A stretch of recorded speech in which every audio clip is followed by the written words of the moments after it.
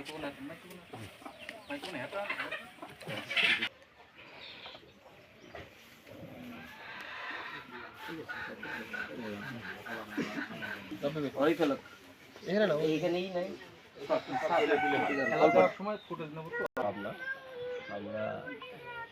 বেশ কয়েকদিন যাবতীয় আমরা অভিযান চালাচ্ছি ভেজাল দুধে। আপনারা জানেন বাংলায় ভেজাল দুধের বিষয়ে ইতিমধ্যে পত্রপত্রিকায় এসেছে।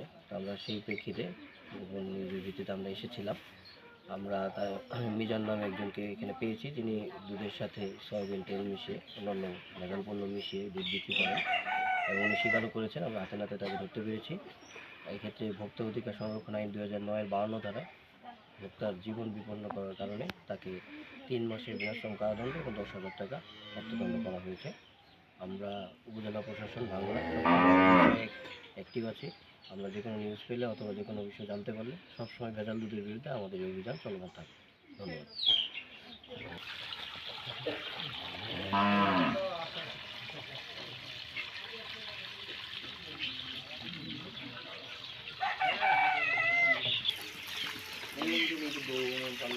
তেলও ভালো তেলও